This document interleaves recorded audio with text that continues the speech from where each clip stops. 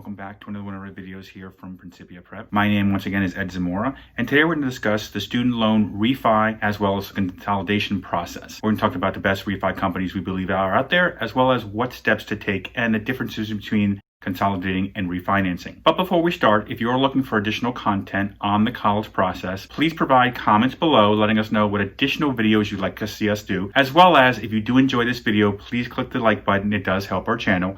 And if you are looking for additional content, please hit the subscription button below. It actually will notify you each time we come out with new videos. Now, before we begin on the topics of consolidating and refinancing, let's consider some context first. On March 27th, the CARES Act was instituted, which basically put into effect that U.S. Department of Education loans are waiving interest as well as payments until September 30th on all student loans held by the U.S. Department of Education. With this in place, I would not look to do any refinancing until probably sometime around mid-September 15th or the 16th of 2020. As far as consolidating, I'm perfectly fine with doing consolidation since it won't have any effect on having to pay or not having to pay anytime early. Now, if you want to send payments in, perfectly fine, especially since the interest rates at this point in time are zero, which means any payments you're sending in are knocking down principal pretty quickly and very aggressively. But only do this if you're capable of doing so. If you're not working or things are financially not in the place you want them to be, then I would not be looking to do aggressive payments at this point in time.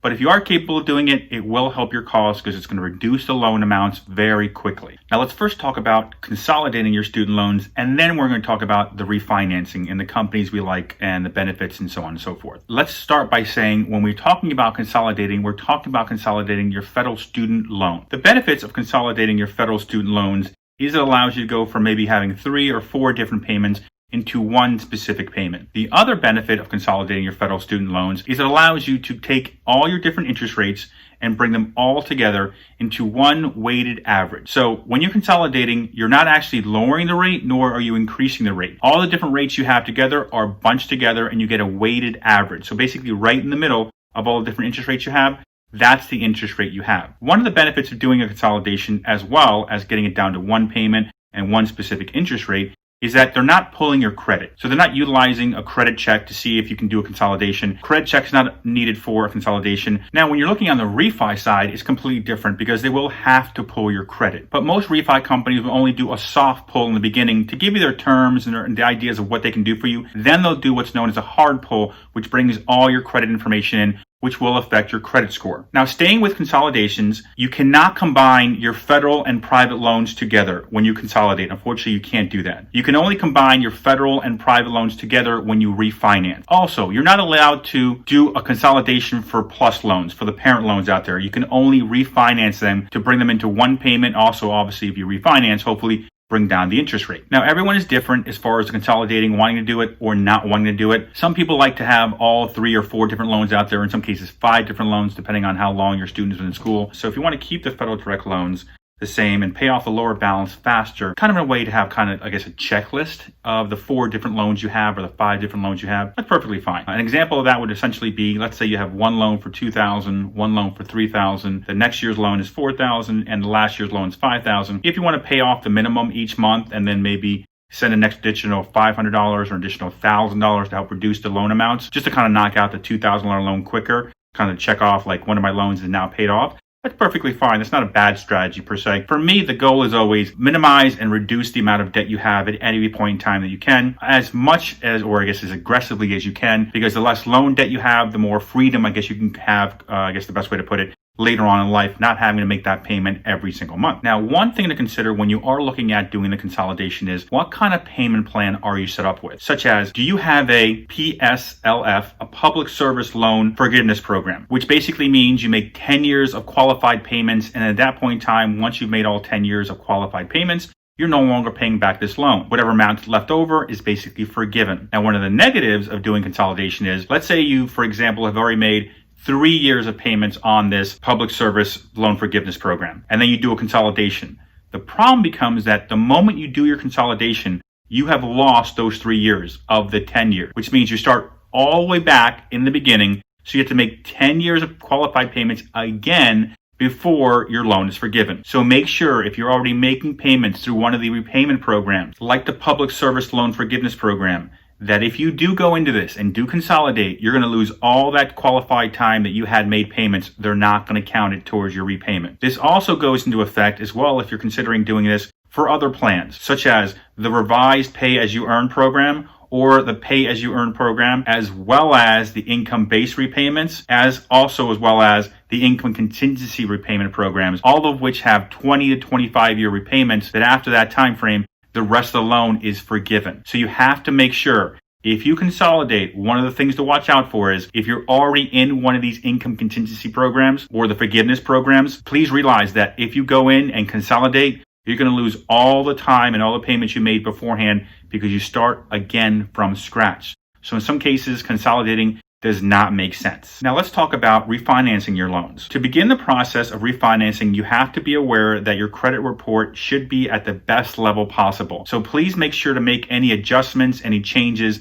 Check to see where you are credit-wise to make sure you have the best scenario before you look to refinance. Because the better your credit score, the more likely you're going to have lower interest rate provided to you to be able to take out that loan. And since you're refinancing to more than likely get a lower interest rate, then obviously your goal is to show the best foot forward by having the best credit score available. Now, when it comes to the refi companies, we have 4 that we like a lot that we're going to talk about in a moment. But first, we're going to go through some information about how the refi process works, what to look out for, the good, the bad, and the indifferent, etc. Now, when it comes to refinancing your student loans, whether you're doing it private student loans or whether you're doing federal student loans, one of the things you want to realize is right from the get-go, when you're looking to go to one of these lenders for the refi process specifically, most of them will do what's known as a soft pull of your credit, which means it's not going to affect your credit score. Once you go through with the entire terms of the process and say to them, yes, I like the terms you're offering me and everything else, at that point in time, that's when they do what's known as a hard pull. And this will affect your credit score. Another thing to consider before you're starting the refi process is the PLUS loan as well as the Stafford loans, now known as the federal direct loans in the student's name, do have what's known as disability and death benefits attached to them. So if something were to happen to the person who is the borrower of those loans do not get passed on to family members or anyone else. That's one thing to consider, as well as the repayment processes, which allow you to extend the loan repayment programs all the way up to, in some cases, 30 years. So these are all different things to kind of consider before you go and move forward with the refi process. If you're not sure which way to go, we do have below here our link, as well as in the description, our video specifically on subsidized and unsubsidized, as well as the PLUS loan, the benefits and negatives. All that being said, let's talk about the 4 companies we like in the field as far as a refinance. Now, all 4 companies we have below in the description, there are specific links where you can just click on there and just go off to the refi companies and then start the process. Now, right off the bat, the first company we like of the 4 we're going to talk about here today is Sofi.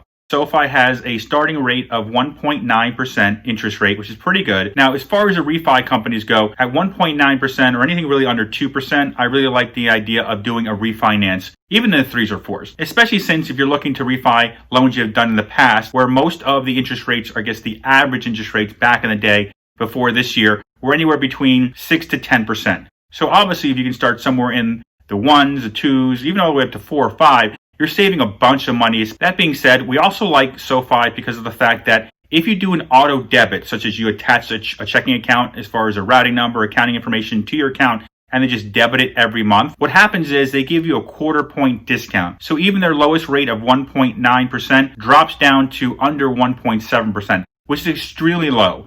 In 21 years of doing this, working in the world of college and financial aid and so on and so forth, I've never seen refinancing. I've never seen any student loan in the 3s or 4 range, especially not in the 1s or 2 range. So you're looking at this point in time, extremely low rates in a great environment to look to refinance if it makes sense for you. Also, Sofi allows you, if you are in the grace period of repaying back your federal loan or your private loan, the lender will actually honor your 6-month grace period. So if you're looking to refinance and you just graduated last month or the month before, and you have that 6-month grace period before you're supposed to be paying back your loans, whether they're federal or private, Sofi will actually honor that time frame. So you're not making any payments for the Sofi refinance until that 6-month grace period is up, which is a great benefit, especially if you just graduated college and haven't started a job yet. Now, Sofi does not have any prepayment penalties as far as if you'd elect to pay down quicker or more aggressively to drop down that loan faster. It also doesn't have any refi payment requirements as far as any fees. So you're not paying any fees to refinance your loan. Now, to be able to do a refi through Sofi, you will have to have at least $5,000, if not more, of loans to refinance. Now, one of the negatives is if you need a cosigner because your credit maybe is not at the level that you need for Sofi, you're not able to take the cosigner off the loan no matter how many payments you make on this refi, no matter how many payments you make on the refi loan you have with Sofi. So that is one negative to the Sofi program. One of the positives, though, is if you're unemployed, they do provide you with up to 12 months of unemployment protection. Now, one of the other things about Sofi is typically they're looking for, from their borrowers, someone who has a higher credit score, as well as someone who has a good career path or job in place at this point in time. So in a sense, they're doing this to kind of cover themselves because they realize that if you have a higher paying job, if you have a higher credit score, or if your cosigner has a higher credit score, it's more likely you're going to be able to pay back this loan. Now, Sofi is the biggest lender out there, but there are also other lenders available to you. Let's talk about our second choice, which is Commonbond. Now, their rates start at 1.7% and go up to just under 10% as far as their interest rates are concerned if you do look to refinance. They also have the 25% basis point drop if you do an auto debit payment every month, like setting up your credit card or setting up your checking account. Also, Commonbond does not have any pre-penalties for paying down the loan quickly, nor do they have any refi fees. One of the things I do like about Commonbond is they do have a forbearance program of 24 months, which means if you find yourself in trouble of not being able to make payments, maybe you don't have a job in place, maybe you were let go, things popped up that you weren't expecting, you have a 24-month forbearance program where you can stop the payments, and that way you're not affecting or hurting your credit score. You have to remember, if anything pops up as far as issues with making these payments, always contact the refi lenders, always contact any lenders you're dealing with, talk to them. A lot of them have unemployment protections, forbearance protections, deferment protections to allow you to help your situation rather than affecting negatively your credit score by not making payments on time. Now, Commonbond also allows you after 36 on-time payments, if you have a cosigner, 36 payments on time, your cosigner can be taken off, which is a big benefit. They'll actually allow you to borrow up to $500,000 in this whole process. So, or I guess refinance up to $500,000. So the reality is many students out there do not have $500,000 in debt. Now, the third lender we like is Citizens Bank. And Citizens Bank has actually been in the refi business for the college loans for many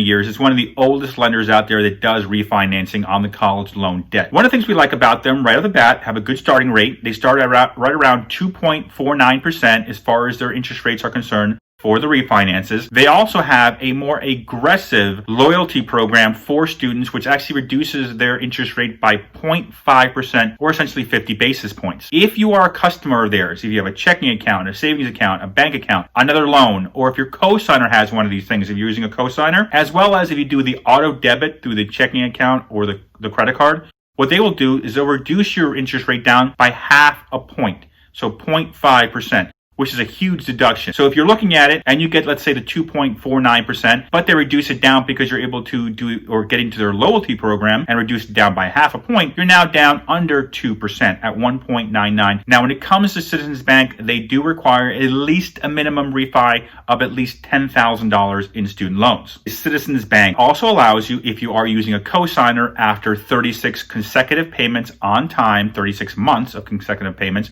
to be able to take off the cosigner from your loan, allowing you to have the loan only in the student's name or the parent's name, whoever was the borrower on the loan itself. So it is a benefit to be able to take off the parents or the grandparents or somebody else from this loan. Now, the last lender we're going to talk about, the fourth lender we're going to talk about here today, is LendKey. Now, their interest rates start at 2.61, so it's in the realm of the competitiveness of all the other lenders we talked about. They will require you to have at least $5,000 of refinancing loans before they can start the process. You have to be at least at $5,000 or above to be able to refinance with them. They do allow you, if you have a cosigner, for them to be taken off after 12 months, which is one of the quicker loan companies allowing the cosigner to be taken off than the others. As we mentioned, some require 24, 36 months, etc. LendKey only requires 12-month repayments. They also do not have any pre-penalties for paying down the loan quickly, and they also do not have any fees if you look to refinance with them. The only negative I would say about LendKey is they only let you refinance up to $125,000 of student loan debt, whether it's federal, private, a combination of both, etc. So now we talked about the refinancing and the consolidation. Let me give you an example here on the screen, just to give you an idea of what it's like if you do refinance. Now, in 21 years of doing this, the typical loan average interest rate I see is somewhere around the 6, 7, 8% mark. So we're going to show you here on the chart what typically happens for a family that has, let's say, $50,000 in student loan debt, just to give you an idea of what would happen if you reduced it down, if you reduced the rate by even just 2%, how much of a difference this is actually going to be over the term of a 20-year repaid loan. Now, as you see on the screen here, we have a student, as an example, who has $50,000 in borrowed debt at an interest rate of 6.4%, just giving you an average rate of what I've seen prior to this academic year. That student will end up paying on that $50,000 loan almost $89,000 in total payments because of the interest on the fact that it's at 6.4%. And you're paying the minimum over the 20-year span. Now let's look to see what happens if the student refinanced and just dropped that loan by just 2%. So we're looking at an interest rate loan of roughly around 4.3%.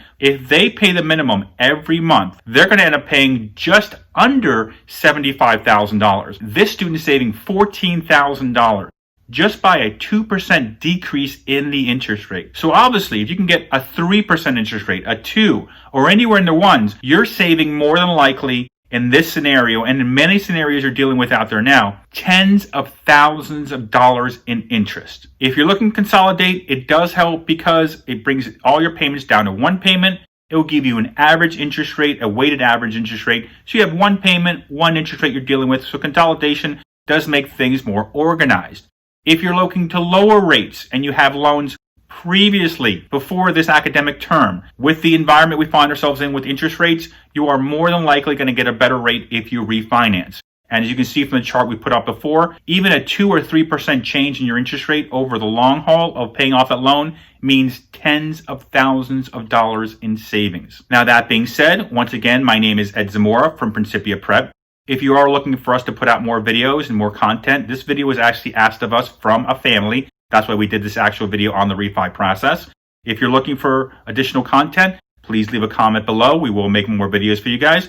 Or, as you can see on the screen now, we have our contact information. You can either call us or email us and provide us with any additional video content you'd like to see us do. You can also ask us for our newsletter. We have a newsletter that goes out every month telling parents from every grade level what they need to do. Senior year, junior year, etc. What they need to do that specific month. If you want the newsletter, just send us an email asking us for the newsletter. Provide us with your high school as well as the student's grade level, because each newsletter is specific to the grade level. And if you just have questions or concerns, we also do help parents throughout the whole college process. Just give us a call or shoot us an email and we'll be able to help you guys out.